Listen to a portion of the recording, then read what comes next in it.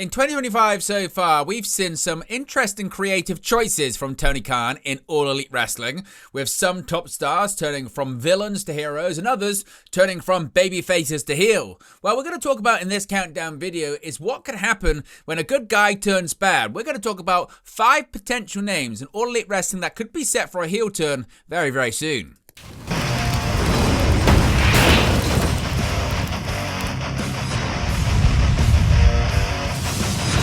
Hey guys, welcome back to Wrestling News 365. Hope everyone is doing very well. As always, there are plenty of stories to get into in the world of professional wrestling, and in today's countdown video, we're going to be talking about 5 names in All Elite Wrestling that could be set to turn to a life of villainy, turn from heroes to bad guys, and turn heel. As I mentioned in the intro for this video, we've seen some interesting creative choices from Tony Khan, his creative team in his promotion so far in 2025, and there are several high-profile baby faces that could be set to turn heel. Now, sometimes why a wrestler is turned from a face to a heel is because there needs to be a creative freshening up. Sometimes because the story dictates. Sometimes it's because they're in a bit of a pinch and they just need someone to fill that role because something's happened. A suspension, an injury, a departure, a contract expiring, something like that. Sometimes circumstances can dictate, can't they? So we're going to get into 5 names that could be set for a heel turn. Before we get into today's countdown video, you can see right there we're less than 200 subscribers away from 24,000 on that road to 25k in 2025. So if you haven't already, be sure to subscribe, join the ever-expanding WNU, that being the Wrestling News Universe. Also, be sure to check out all of the links in the video description below from all of our affiliates. You can see them continuously appearing in the sidebar in this video. You can save yourself some money, you can get yourself some great products, and you can also support the channel. So much appreciated for checking out them. Now let's get into 5 names that could be set for a heel turn very soon in AEW, beginning with Hook. Now, we haven't seen Hook for quite some time, actually, on AEW TV. It was a main event of AEW Dynamite where we saw Hook actually vomit inside the squared circle. Now, after the match, he was then beaten down by the Death Riders, Claudio Castagnoli, and others. And there was this sort of general feeling there at the time, wasn't there, that Hook had suffered some kind of injury. And the assumption was that it was a concussion. Of course, vomiting is a side effect of sustaining a concussion, a serious one. So naturally, there was concern for the former 3-time FTW champion. Now, interestingly, at the time, there was an initial report that suggested that he wasn't concussed, but then later on, Hook himself actually came out and revealed that, yes, he did sustain a concussion.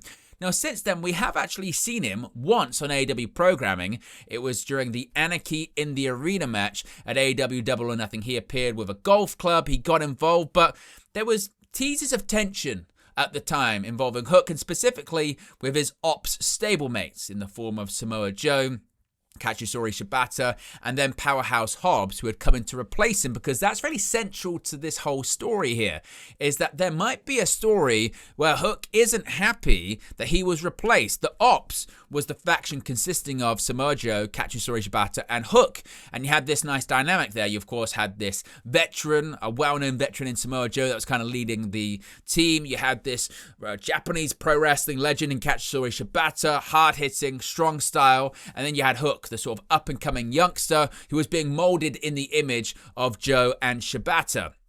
But Hook sustained the injury, and the Ops were booked in this World Trios Championship match against the Death Riders, so he was replaced by Powerhouse Hobbs. Now, we have seen in recent weeks a vignette for Hook air on AEW television, so we know that he's coming back very, very soon.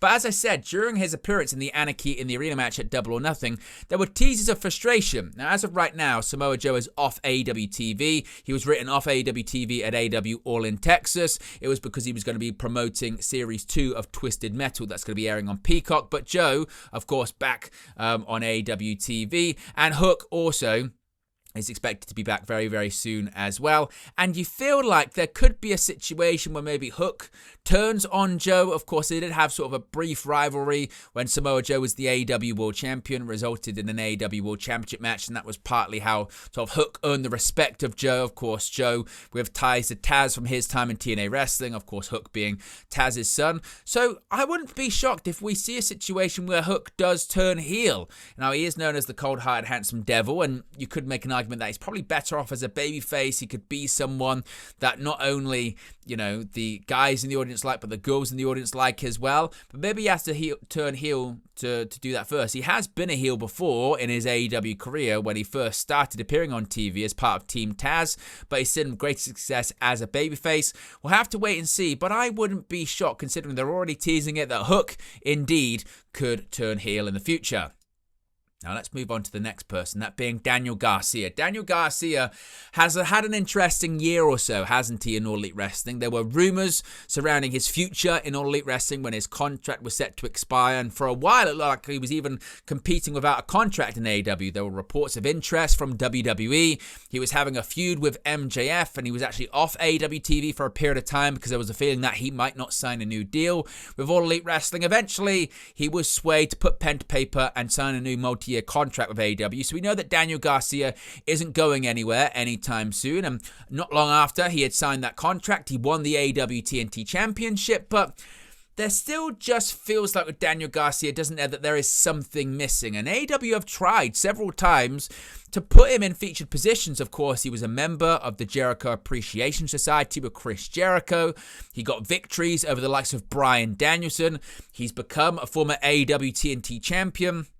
He still has the loose affiliation with 2.0 and Daddy Magic Matt Menard and Angelo Parker as well. They've got that affiliation, but it just feels like there's something missing from Daniel Garcia, whether it's the presentation. He still comes out and does the goofy dance, and he's not the best in terms of a promo. Technically in the ring, he's fine, but maybe it's the entrance music. It just feels like maybe something you can't put your finger on as to maybe why it's not necessarily working with Daniel Garcia and why he can't go up from being that person in the mid-card that can have really good matches but go to just the next level. And people felt like he was going to do that when he was part of the Jericho Appreciation Society and the crowd was getting behind him. Of course, he was distancing himself from being a wrestler. He was a sports entertainer, and you felt like eventually there was going to be this big breakout moment involving himself and Chris Jericho. We never really saw that. Again, he did win the AEW TNT Championship, but it just never really elevated to the next level. Eventually, he dropped the championship to Adam Cole.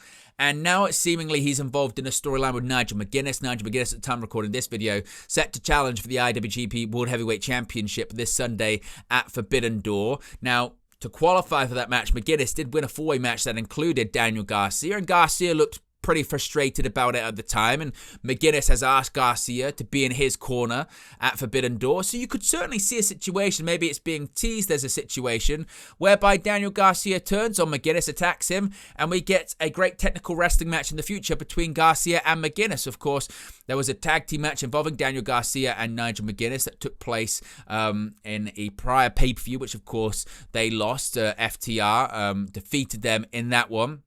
I was at Double or Nothing, I believe it was. So they've been teasing this for quite some time, and there's this kind of sort of mentor-mentee relationship between Garcia and McGuinness, and maybe it's been decided, actually, you know what, the best thing for Daniel Garcia, he needs to get a bit of a mean streak back. He feels like he's kind of floundering, and he signed the contract, got the title run, but hasn't really been able to springboard that into anything else of significance, and he maybe just needs a new presentation. I think whatever they're doing in terms of the presentation of Daniel Garcia, it's not working. I think if I was in charge of AEW Creative, I would look at Garcia and go, maybe we scrap the silly dance now, and maybe we change music up because it's not getting that great reaction. And he's been doing the dance for sort of 2 or 3 years, and yeah, comedy can get you over, but now is maybe not the time for that. You just need to do something different with the character. So I could feel like AEW might try and switch Garcia from being a babyface to a heel just to try something else to try and get him over now that he's locked into a long-term deal.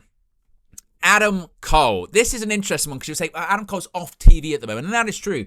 We don't know when Adam Cole is going to come back to AEW television, if he's ever going to wrestle again. It's an incredibly sad situation when it comes to the former AEW TNT champion. He has been blighted with injuries over the past 2 years. Of course, Adam Cole was out of action for a really long period of time after sustaining a concussion at the original Forbidden Door pay-per-view. He was in a four-way match. He sustained a concussion. He had actually suffered a couple of concussions really close together. At that time, he was really beat up as well with shoulder issues, and he was out of action for a really long time, and there was concerns at the time if he'd ever be able to come back. He was suffering from some really serious post-concussion syndrome, suffering from some really serious concussion side effects, and memory issues, and vertigo issues, and the thought was he might not be able to come back. Now, eventually, he was able to come back. He got a big push, and he was involved in the main event of AEW's biggest show ever, the original All In at Wembley Stadium back in 2023. He was involved in that main event with MJF. Better Than You Baby was a huge success for AEW. They were selling a ton of merchandise. Of course, they did a big gate, their record gate at that show, and it looked like that storyline was building to a big conclusion involving MJF and Adam Cole, one turning on the other.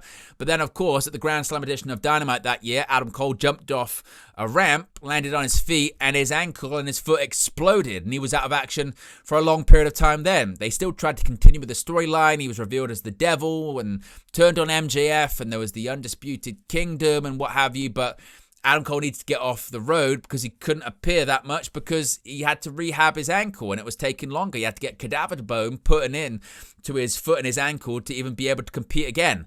Eventually, he finds his way back. Eventually, he's a babyface, and he wins the TNT Championship, and it's like, finally, Adam Cole can get on a run in AEW. He finally won a singles championship. Finally, he can do something, and again, one of those ones that never really got going, but also didn't really get the time to get going. He was set to defend his AEW TNT Championship against Kyle Fletcher at All in Texas, and then we found out just days before All in Texas that he actually sustained another concussion on an episode of AEW Collision. He came out and spoke to the audience at Globe Life Field and said that, you know, he even thought about retiring. He'd spoke to Tony Khan. He was pulled. He was not medically cleared, and he was going to go away for a while. And there isn't a lot known about what's going on with Adam Cole. Again, if he's going to come back, if he's going to be able to come back, we'll have to wait and see. If he does come back, I know Adam Cole is such a beloved figure in the AEW audience that you feel like at this point it's difficult for him to be a heel now, particularly with this story, because he's overcome so much adversity from his initial concussion issues and his foot issues, and now once again concussion issues. You feel like it would be so difficult for him to be a heel. But there could be a story there that could be told in the sense that depending on how long he's out of action for, there could be a scenario whereby people forgot about him. They moved on. They focused on your Will Ospreays, or they focused on your MJFs, or they focused on your Hangman Adam Pages, and they forgot about Adam Cole over and over and over again, and he realized he's got to do this for himself. He can't do it for the fans. And maybe you have a situation that's similar to the Mark Henry retirement speech back in WWE, where he famously came out and said, "Yep, I'm done." They could do a very good swerve situation here with Adam Cole. Everyone knows that he's legitimately got concussion issues. Everyone knows that he could be set to retire. Maybe there's a situation where Adam Cole is told by AEW's medical team, yeah, you're cleared. And he actually is able to recover, and he goes, yeah, I feel good to come back. But nobody else knows that. So Adam Cole comes out with a microphone and says, yeah, I tried to come back, but it turns out I'm not able to, and that's it. And retires. I say that in quotation mark, retires, and then whoever's the champion at the time, if it's still Hangman Adam Page, he attacks him, turns on him. And you've got a challenger for the AEW World Championship, and you've got a great angle, because that's what pro wrestling is based off of. Great angles, great wrestling matches, great angles. And they have the opportunity here, AEW, if indeed Adam Cole can recover, and fingers crossed he can. If he does recover, they've got the opportunity to turn this into something that people could talk about for a very, very, very long period of time. So we'll have to wait and see if that is the case with Adam Cole. Although I do believe if he does come back, he's probably going to be a babyface. It's the easiest thing to do there. Now, what about Eddie Kingston? Talking about beloved baby faces, Eddie Kingston. We haven't seen Eddie Kingston compete in AEW for over a year at this point. He broke his leg, tore his meniscus, tore his knee up, did everything bad you could possibly do to your leg in a no-ropes barbed wire match against Gabe Kidd for New Japan Pro Wrestling. This was in May of 2024. Now, Kingston, he didn't have surgery for a while because he had to let it heal initially. Then he had the surgery. Then he had some setbacks whilst he was recovering, where he said because of the stress, the anxiety, he had some stomach issues. We do know that Eddie Kingston is getting closer and closer to an in-ring return. He's getting closer and closer to being medically cleared. He said he's not ready just yet, but he has been doing in-ring training, and he has been working out, and he has been getting closer and closer to coming back. He even said in a recent vlog that He feels like he's ready to go right now, but he needs to get cleared and the contract needs to be signed to fight and to wrestle. And once again, this could be a similar situation whereby the expectation would be that Eddie Kingston comes back and he feuds with Gabe Kidd. He was the one that, of course, broke the leg of Eddie Kingston in that match in New Japan Pro Wrestling. And Gabe Kidd is not actually a member of the Death Riders, but he's affiliated with the faction. He's a mercenary for it. And you can see Eddie Kingston come back and maybe attack Gabe Kidd, and he's a big babyface and he's going to be feuding with the Death Riders and Jon Moxley. Or you have a situation where he comes back and he joins Jon Moxley. Maybe the time on the shelf has been just what Eddie Kingston needed to turn heel and side with one of his best friends, one of his oldest friends in the business, in Moxley. Maybe he decides, actually, you know what? Where was, who was there to look out for me? Once again, I was not only recovering from a broken leg and tearing my knee up, but I got so sick and riddled with anxiety that my stomach was eating itself. And when I needed help, there was nobody reach out for me and help me apart from Moxley. And that's what Moxley's been talking about with this whole Death Riders thing, about trying to save AEW and trying to find people that have potential, find people that have talent, find people that do believe in this company. And Eddie Kingston could be someone that he's been deemed by some as one of the heart and souls of AEW. So maybe he comes back and aligns with Moxley. Again, it feels unlikely, but you just never know.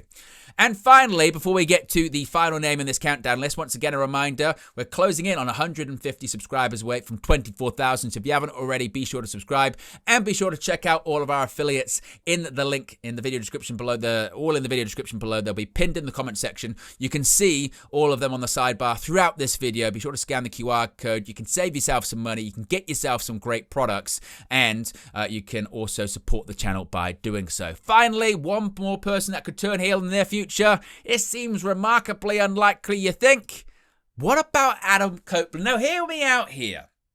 You're going to say, Owen, Christian Cage has just turned babyface and he's just realigned with Adam Copeland. Why would Cope turn heel? And I say, because he's got a memory. Adam Copeland hasn't been a heel during his time in AEW. He's been a babyface, and he's really settled into this character of this beloved Hall of Famer.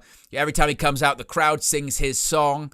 And really, since he's come back to professional wrestling after his forced retirement, when he was in WWE, he did turn heel and form the Judgment Day, but it didn't last very long.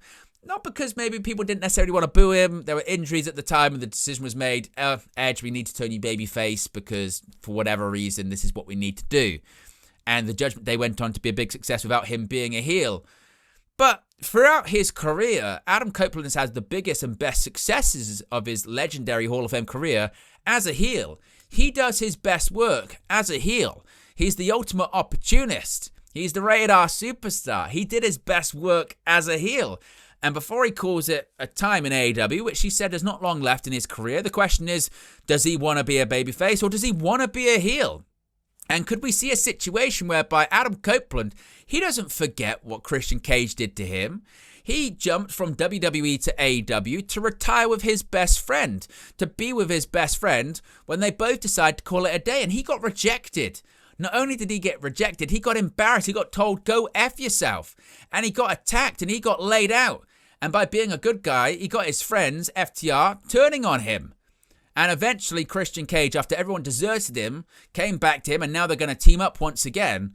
But just because we saw it in the early stages of Copeland's AEW career, could we see Adam Copeland's final match in AEW? And his final match as a professional wrestler, who should it be against? Well, you think he would probably want it to be against Christian. Now, I know they had the match previously on an episode of AEW Dynamite that took place in Toronto, Ontario, Canada, their hometown. And maybe that's them done. But maybe there could be a situation where the final match they want to have is against each other. But this time the roles reversed. This time Christian is the babyface and Adam Copeland is the heel. So maybe it doesn't happen right away because it looks like, of course, they're going to be wrestling as a tag team for a while and possibly even becoming the AEW World Tag Team Champions. But one more Cope versus Christian match. This time roles reversed. This time Copeland the heel. This time Christian the babyface.